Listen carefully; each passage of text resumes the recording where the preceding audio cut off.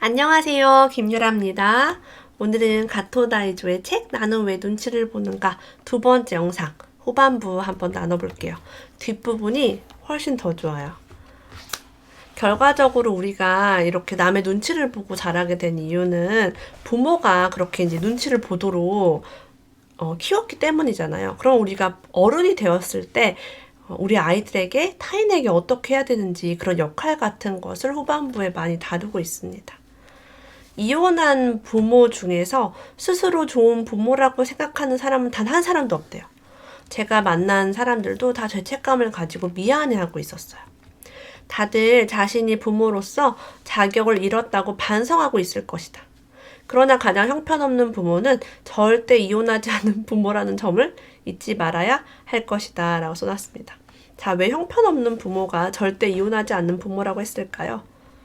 대판 싸우고 얻어 터지고 비난하고 아이들을 더 불안하게 하고 자기들끼리 막 사이가 안 좋아서 아이들을 제대로 돌보지 못함에도 불구하고 나는 이혼하지 않았어. 나는 절대 이혼하지 않았어. 너네 때문에 참고 살았어. 이게 더 형편없다고 이제 얘기를 하신 것 같아요.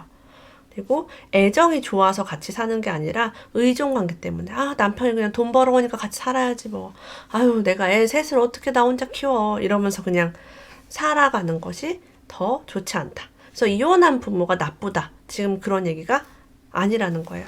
이런 죄책감에서부터 나를 내려놓아야 더 행복하게 육아를 할 수 있겠죠.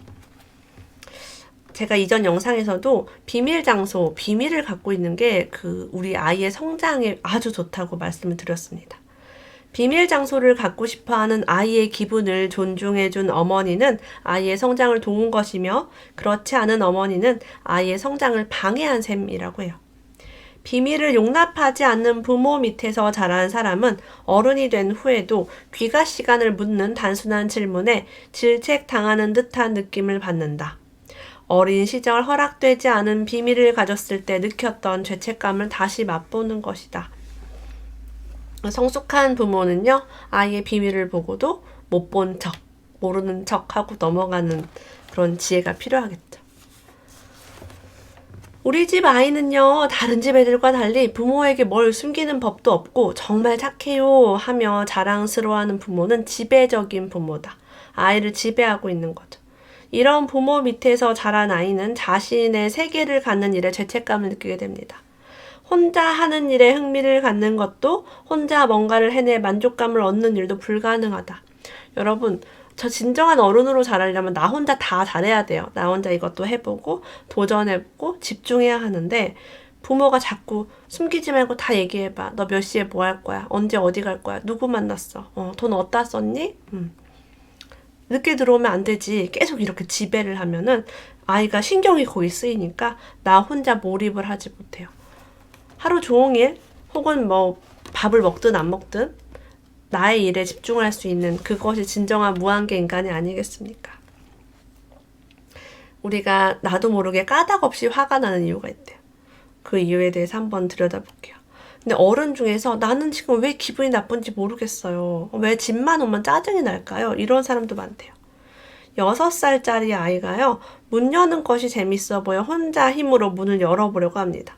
그러나 문 쪽으로 다가가는 순간 다른 사람이 아이를 획 지나쳐 문을 열어요. 이때 아이가 문을 열고 싶어 했다는 것을 본인 외에는 아무도 모릅니다. 아이만이 알고 있어요.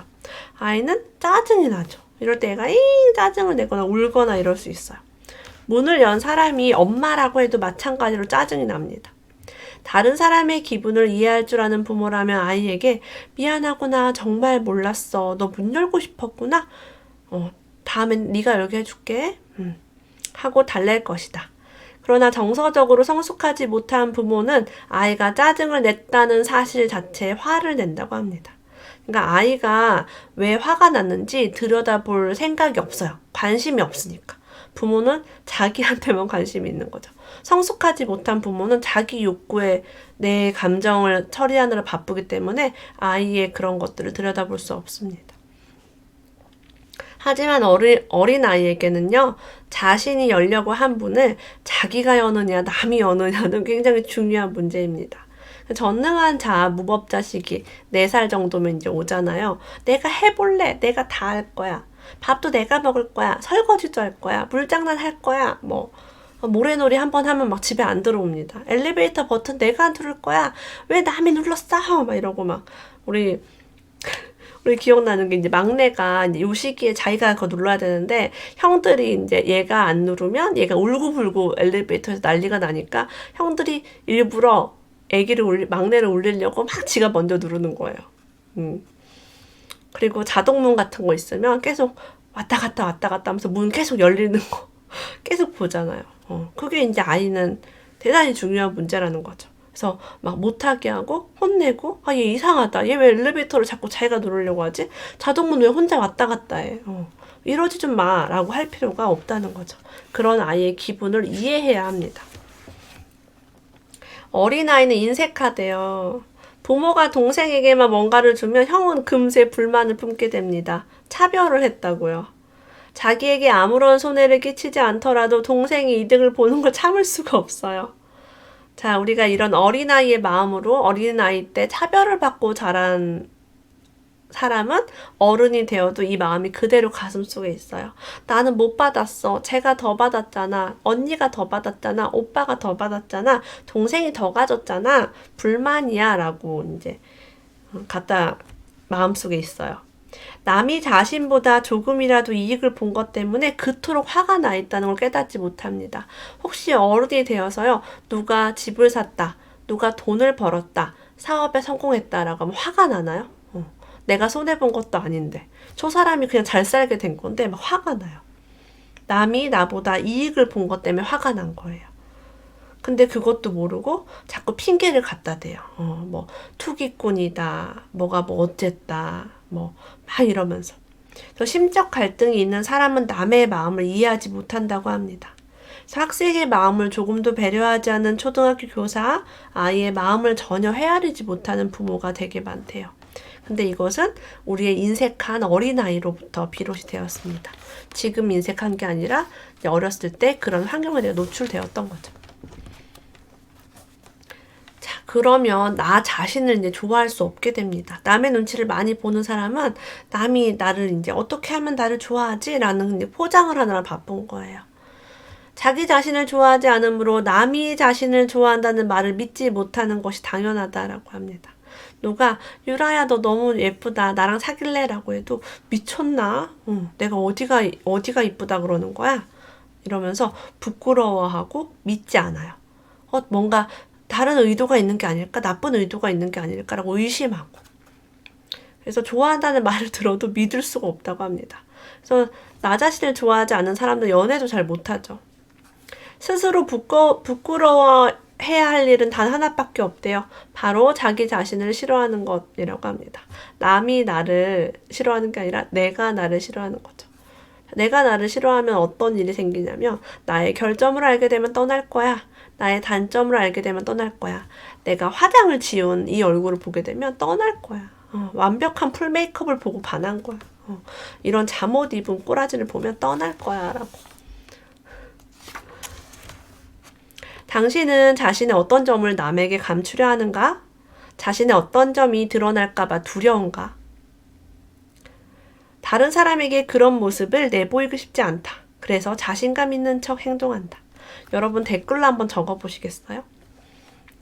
여러분, 우리는 어떤 점을 남에게 감추려 할까요? 어떤 점이 드러날까봐 두려울까요? 지금 제가 책을 리뷰할 때는 예쁜 말을 쓰는데 제가 평소에 쌍욕을 되게 잘한다. 그러면 쌍욕하는 거 누가 보면 큰일 날 텐데 김유라 씨 입이 왜 이렇게 더럽습니까? 이런 비난 받으면 어떡하지? 그렇게 막 두려워할 수도 있고요. 그냥 만들어낸 말이에요. 쌍욕을 뭐 그렇게 많이 하지는 않아요. 겉으로 부티나 보이는데 돈이 없어요. 그런 사람도 있겠죠. 막 멋지게 치장을 하는데 실제 통장엔 돈이 없어요. 할부로 맨날 살아요. 저는 지금 이혼을 한 상태인데요. 사실은 남편이 없어요. 근데 그냥 남편이 없다, 이혼했다라고 하면 나를 나쁘게 볼까봐 그냥 남편이 있다고 해요. 뭐 이런 식으로 나를 감추거나 드러내지 못하는 부분이 되게 많습니다. 근데 솔직하게 나를 드러냈을 때 정말 삶에서 많은 기회가 와요. 제가 사실은 지금 경제적으로 어렵습니다 라고 했을 때, 어머, 당신 내가 되게 사업이 잘 되는 줄 알았는데, 그래요. 나 사실은 당신의 어떤 능력을 높이 평가해서 당신에게 이런 비즈니스 제안을 해서 같이 일해보고 싶어요. 내가 이런 비용을 드릴 테니까 저랑 같이 일합시다 라고, 돈이 좀 지금 경제적으로 어렵다라는 걸 오픈했을 때 비즈니스 제안이 들어올 수도 있고요. 아유, 난 부티가 잘잘 흐르고 샤넬백 들고 다니길래 엄청 부자고 바쁘고 잘 나가는 줄 알았지, 이럴 수 있어요. 그리고 이혼을 했다고 솔직히 얘기하고 남편이 없어요라고 했을 때 정말 괜찮은 사람이 연애하자고 할 수도 있잖아요. 그죠? 이런 것들을 다 차단하고 사는 거죠. 그러니까 어떤 게 더 행복하겠어요? 진실한 게 훨씬 더 행복할 수 있겠죠. 자, 내가 이렇게 본 모습을 감춘 가면을 쓴 모습으로 사랑받고 있는데 이를 감추지 않으면 미움받게 될 거야. 사람들이 나를 싫어할 거야. 자신감이 없는 사람은 그런 자신의 모습을 숨김없이 드러낼 때 비로소 다른 사람과 진정으로 가까워질 수 있다고 합니다. 이것이 바로 친밀함이라고 해요. 완벽한 사람보다 결점이 있는 사람을 우리는 인간미를 더 많이 느끼고 좋아하게 됩니다. 인간다운 사람이죠. 그래서 어떤 사람이 사실은 내가 이렇습니다 라고 얘기했을 때 저도 더 가깝게 느껴져요. 자기 자신에게 만족하지 않고 있음을 깨닫고 스스로를 긍정적으로 생각하고 만족할 수 있도록 노력하면 비록 내게 결점이 있을지라도 다른 사람 또한 내게 만족한다는 것을 느끼게 된다. 아, 내가 나한테 만족을 안 하고 있구나. 하지만 나를 지금부터 좀 더 긍정적으로 생각해 보겠어. 나에게 만족하도록 노력해 보겠어. 라고 결심을 하게 되면요. 나에게 결점이 있어도 남들 또한 내게 만족하는 그런 경험을 하게 됩니다. 떠나는 사람이 있으면 그냥 가라고 하세요. 나의 이런 결점 때문에 나의 결점을 알게 되었을 때 떠나는 사람이 있다. 김유라 씨, 무슨 잠옷에다가 화장도 안 하고 방송을 하십니까? 참 예의가 없네요. 이러고 떠나는 사람이 있으면 가라고 하면 돼요. 이렇게 집착을 놓아버리는 게 필요합니다. 모든 사람에게 난 사랑받겠다라는 것 자체가 허상이죠. 정말 개를 좋아하는 사람은요, 개가 잡종인지 혈통 보증서가 있는지 상관없이 자신과 인연이 닿은 개를 귀여워합니다. 개에게 결점이 있어도 개에게 병이 있어도 개를 사랑합니다. 진짜 사랑이 많은 사람은 자신과 인연이 닿은 사람을 소중하게 생각합니다. 그래서 어떤 조건에 맞춰줘야 내가 너랑 친하게 지낼 거야. 어떤 조건에 맞춰줘야 며느리 너를 사랑할 거야. 라고 하는 것들은 거짓 사랑이기 때문에 그런 존재가 되려고 노력할 필요가 없습니다. 자식과 공생 관계에 있는 부모가 있대요. 공생이 뭘까요? 아이의 머리를 직접 쓰다듬으며 착하다라고 말하는 경우가 있대요. 겉보기는 너무 다정한 부모지만 그런 표현 정도만 하고 아이가 갖고 싶어하는 물건을 찾아 피곤한 몸을 이끌고 여기저기 돌아다니는 그런 일은 없대요. 그냥 남보기 좋은 엄마.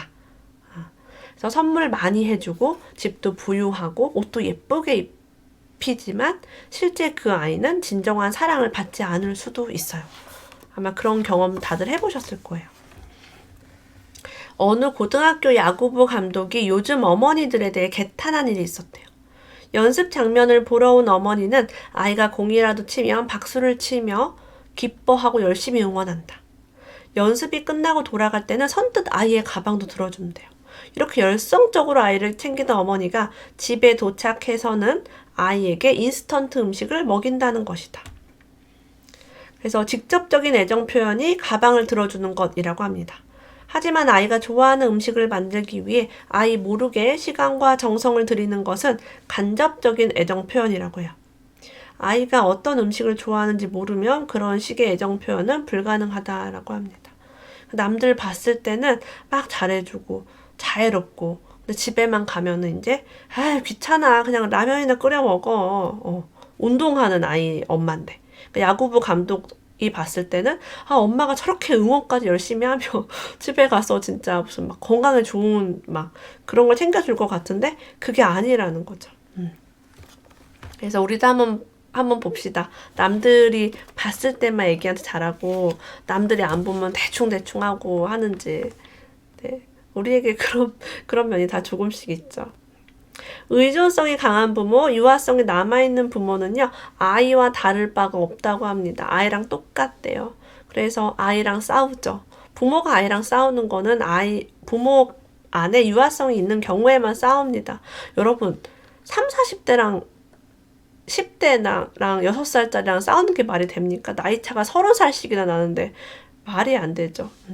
도덕이나 규범이란 이름으로 정당화하려고 한대요. 내가 내 안에 유아성이 있는 것이 너무 부끄러우니까. 내가 애기처럼 때를 쓸 수가 없잖아요. 내 나이가 몇인데. 그래서 너란 아이는 그렇게 하면 안 돼. 훈육이라는 이름으로 내가 기대한 대로 아이가 움직이지 않으면 그렇게 나무랍니다. 훈육을 하면서. 여러분, 아이가 엄마에게 요청해야 합니까? 엄마가 아이에게 요청해야 합니까? 잘 생각해 보세요. 아이가 엄마에게 요청해야 됩니다. 엄마 젖 주세요. 엄마 기저귀 갈아주세요. 엄마 안아주세요. 엄마 트림 시켜주세요. 엄마 똥 닦아주세요. 엄마 나 이 음식 못 먹겠어요. 저 음식 주세요. 엄마 나 이거 배우고 싶어요. 이거 알려주세요. 책 읽어주세요. 노래 불러주세요. 인형놀이 해주세요. 레고 이거 안 돼요. 뭐 퍼즐 이거 안 맞춰집니다. 보드게임 해달라 그러고 영화도 이제 보여달라고 해요. 좀 크니까. 네. 그렇게 해서 아이가 엄마한테 여러분 요청합니다. 그래서 물은 위에서 아래로 흐릅니다. 근데 잘 보세요. 유아성이 있는 부모는요. 부모가 애한테 자꾸 요구해요. 이렇게 해줘. 이렇게 해줘. 이렇게 해서 네가 내 마음을 좀 편안하게 해줘봐. 너 잘생겨야 돼. 키 커야 돼. 공부도 잘해야 돼. 건강해야 돼. 잠도 일찍 자서 나 좀 편하게 해줘봐. 라고 거꾸로 요청합니다. 그래서 의존성이 강한 부모라고 말합니다. 심리학적으로. 자, 그래서 우리는요, 이렇게 유아성을 가지고 어른이 되면요, 자연스러운 감정에 내 마음을 맡기지 못하고 자꾸 남 눈치를 보니까 피곤합니다. 너무 피곤하죠. 이게 머리가 막 굴러가니까, 지금 이 말 할까 말까, 이렇게 하면 저 사람이 좋아할까, 안 좋아할까. 그래서 이를 억누르고 반대로 말하거나 행동하기 때문에 쉽게 지칩니다. 이렇게 말하면 저 사람이 싫어하겠지? 안 할래요. 모임 나가기 싫어요. 라고 말하면 모임에서 나를 빼버릴까봐 너무 가기 싫은데, 이해 가겠습니다. 뭔가 부당한 일인데도 이해하겠습니다. 이러니까 너무 힘들죠. 괴로운 일을요, 괴롭다고 느껴도 되는 환경에서 자란 사람은 행복한 사람이래요. 나 지금 힘들어요. 나 눈물 나요. 엄마 징징 짜고 울고.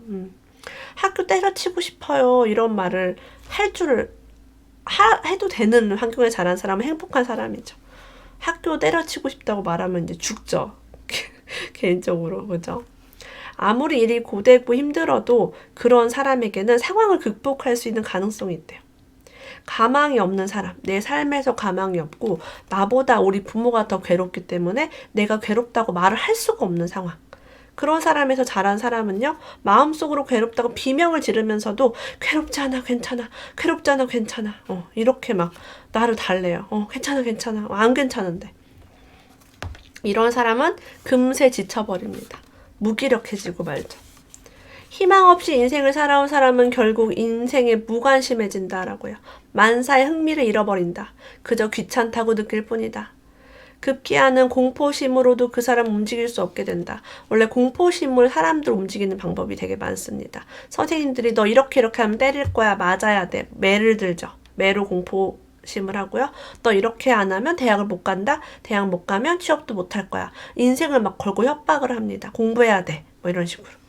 이렇게 공포심을 조성을 합니다. 근데 나중에는 희망이 완전 사라지면 이 공포심으로도 꼼짝도 안 해요. 그러니까 막 매를 때려도 그냥 얻어 터지고 무슨 말을 해도 듣질 않아요. 기력이 소진해서 아무것도 하고 싶지 않게 됩니다. 실제 내 감정을 느끼며 살아오는 게 얼마나 중요한지를 이야기하고 있어요. 자, 그래서 우리는 어떻게 해야 하느냐? 솔루션이 나옵니다. 이 책 진짜 좋아요. 훌륭한 사람, 좋은 사람이라는 이미지를 버려야 한다라고요. 지금 매달려 있는 이미지가 진정한 자신의 모습이 아니라는 점을 말하고 싶은 것이다. 훌륭한 사람이 되어야 한다고 배웠습니다. 근데 왜 우리가 훌륭한 사람이 되어야 되나요? 자신을 믿지 않기에 훌륭한 자신을 연기해서 다른 사람의 기대에 부응하려는 것에 불과하다라고요. 훌륭한 나, 완벽한 나를 갖다 버리고 그지 같은 나, 대충하는 나와 함께 살아보면 어떨까요? 자, 그지 같은 나, 대충 사는 나를 왜 우리가 함께 할 수 없었냐면 남이 비난할까봐. 그지 같아 라고, 너 왜 이렇게 대충 했니? 라고 비난할까봐. 하지만 그지같이 대충 사는 내가 나한테 더 편하지 않을까요? 그지같이 대충 하고 쉬고 훌륭하게 완벽하게 끝도 없어요. 오늘 내일 모레 잠 안 자고 해도 훌륭하고 완벽한 내가 오지가 않아요. 너무 고통스럽죠. 저도 이제 이렇게 훌륭한 사람으로 살아보려고 하니까 너무 힘들어서 나 이거 안 할래. 예, 도저히 못하겠어. 몇 년 하다 포기했습니다. 너무너무 좋아졌어요. 이분은요.